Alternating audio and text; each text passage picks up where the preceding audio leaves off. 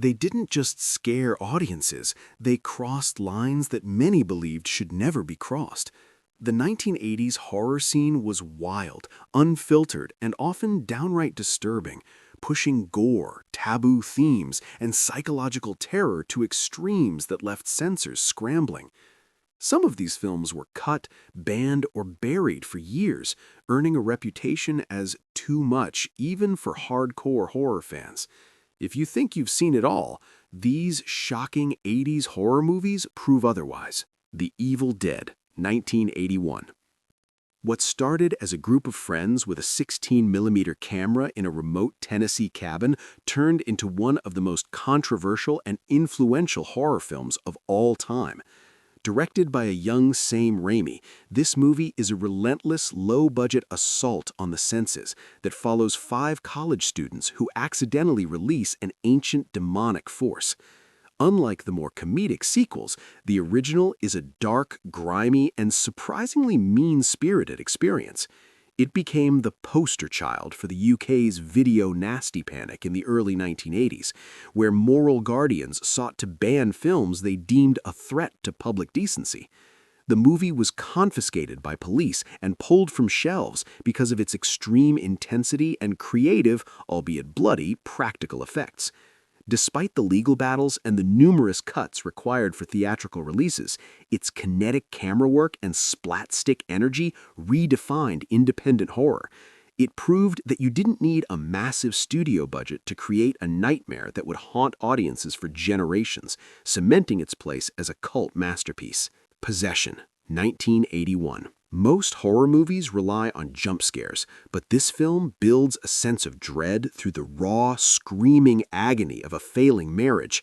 Set in West Berlin during the Cold War, the story begins as a tense domestic drama about a man who returns home to find his wife asking for a divorce. However, the film quickly spiraling into a surreal, wet nightmare involving an apartment-dwelling creature and a legendary, bone-chilling freakout in a subway station. The lead actress, Isabelle Adjani, gives a performance so physically and emotionally exhausting that it remains one of the most discussed turns in horror history. Censors were completely baffled by the film's blend of art house philosophy and visceral body horror, leading to it being heavily butchered for its initial American release. For years, audiences only saw a version that stripped away the meaning, leaving only the gross parts. Today, it is recognized as a brilliant, if deeply unsettling, exploration of the monstrous nature of human emotion and the literal demons we create during a heartbreak. The Thing, 1982. When John Carpenter's sci-fi horror epic first hit theaters, it was met with a wave of hatred from critics who called it revolting and junk. In the isolated, frozen wasteland of Antarctica, a research team discovers an alien life form capable of perfectly mimicking any living creature. This setup creates a suffocating atmosphere of paranoia where nobody can trust the person standing next to them. What truly pushed the censors over the edge were the groundbreaking practical effects created by a young Rob Bottin. From a chest cavity that turns into a giant mouth to a severed head that sprouts spider legs and crawls away, the film's biological horror was unlike anything audiences had ever seen. The MPAA and international ratings boards struggled with how to categorize such detailed, fleshy carnage. Ironically, the very effects that caused the film to be panned in 1982 are now celebrated as the gold standard of the genre. It is a masterclass in tension, showing that the most shocking thing isn't just the monster, but the realization that your best friend might be the one trying to kill you. Pieces, 1982. You don't have to go to Texas for a chainsaw massacre, the tagline famously declared, and this Spanish-American slasher certainly lived up to that promise. The plot is a bizarre, logic-defying journey about a killer on a Boston college campus who is murdering young women to create a human puzzle from their body parts. It is a film that exists in its own strange reality, featuring kung fu professors, absurd dialogue, and some of the most over-the-top chainsaw sequences ever captured on film. Because it was an independent grindhouse feature, it lacked the protection of a big studio, making it an easy target for censors who saw it nothing more than a celebration of mindless violence. However, horror fans quickly embraced its anything-goes attitude and unintentional humor. It represents the peak of the early 1980s gore craze, where the goal was to push the envelope as far as possible to see what audiences and the ratings boards would tolerate. It remains a wild, messy, and unforgettable piece of cult cinema. The Beyond, 1981. Lucio Fulci, the godfather of gore, reached the height of his powers with this dreamlike, apocalyptic vision of hell on earth. The story involves a woman who inherits a New Orleans hotel only to discover it was built over one of the 7 doors to the afterlife. As the gates open, the film descends into a series of disconnected, nightmarish set pieces that prioritize atmosphere and shock over traditional storytelling. From eyes being gouged to a terrifying tarantula attack, Fulci's focus on facial trauma and biological decay was far too much for mainstream censors. In the UK, it was labeled a video nasty, and in the US, it was released in a heavily edited version called 7 Doors of Death. These cuts removed the film's nihilistic heart, making it feel like a standard zombie flick. Only in recent years, with fully restored, uncut versions, has the film been recognized for its haunting beauty and its status as a surrealist masterpiece of the macabre. A Nightmare on Elm Street, 1984.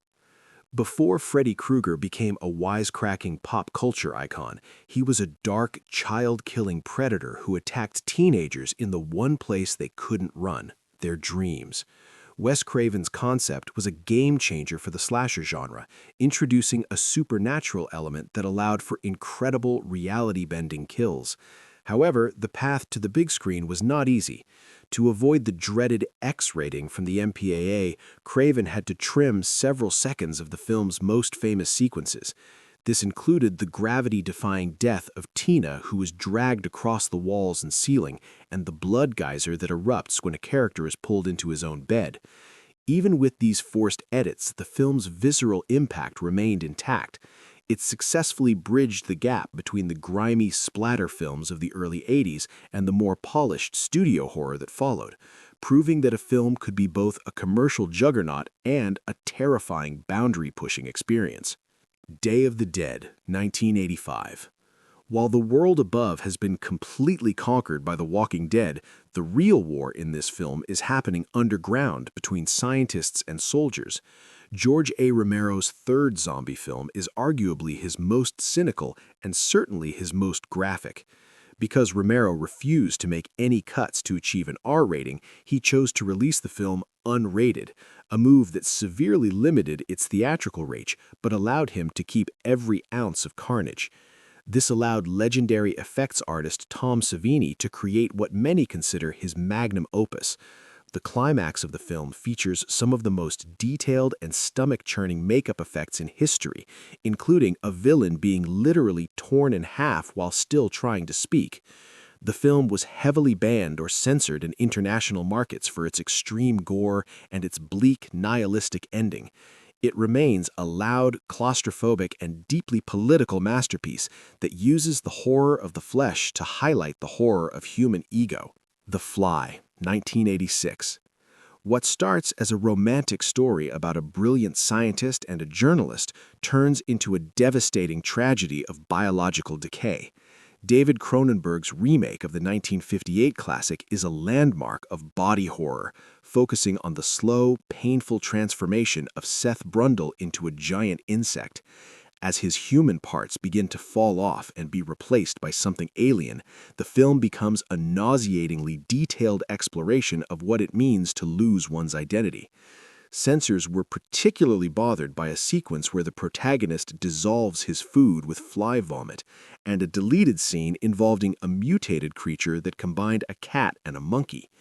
Even with the revolting nature of the effects, the film was so well made that it won an Oscar for Best Makeup. It showed that horror could be used as a powerful metaphor for terminal illness and the fragility of the human form, making it as emotionally painful as it is visually shocking.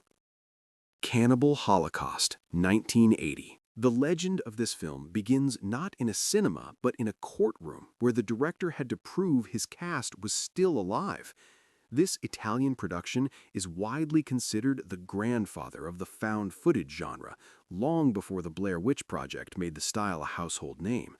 The story follows an anthropologist who travels into the Amazon to find a missing documentary crew, only to discover their footage which reveals their descent into madness and cruelty.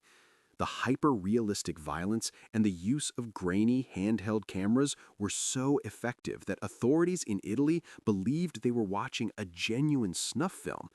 The director was actually arrested on suspicion of murder until the actors appeared on a television show to prove they hadn't been killed on set. Even after the murder charges were dropped, the film faced decades of bans due to its graphic depictions of tribal warfare and real animal cruelty. It remains a deeply polarizing piece of cinema that forces the viewer to question the ethics of those behind the camera and the dark side of human curiosity. Hellraiser, 1987. Clive Barker changed the face of horror by introducing a world where pleasure and pain are the same thing. Based on his own novella, The Hellbound Heart, the film introduced the Cenobites, leather-clad explorers from another dimension who are summoned via a mysterious puzzle box. Unlike the masked slashers of the era, the threat here was gothic, articulate, and deeply unsettling. The story focuses on a man who escapes hell and requires human blood to rebuild his skinless body. The imagery of hooks on chains tearing through flesh and the rebirthing process was so intense that Barker had to engage in a long battle with the MPAA. Multiple scenes involving the visceral gore and the sexual undertones of the story had to be trimmed to get an R rating. Even in its edited state, the film felt like a dark, kinky, and dangerous departure from the horror norm, establishing a unique aesthetic that still influences the genre today. These weren't just horror movies, they were boundary-breaking experiences that tested what audiences and censors could tolerate. Some were banned, some were cut, and others gained cult status because they dared to go too far. Love them or hate them, these films left a lasting mark on horror history. If you're brave enough, they're still waiting to shock you all over again.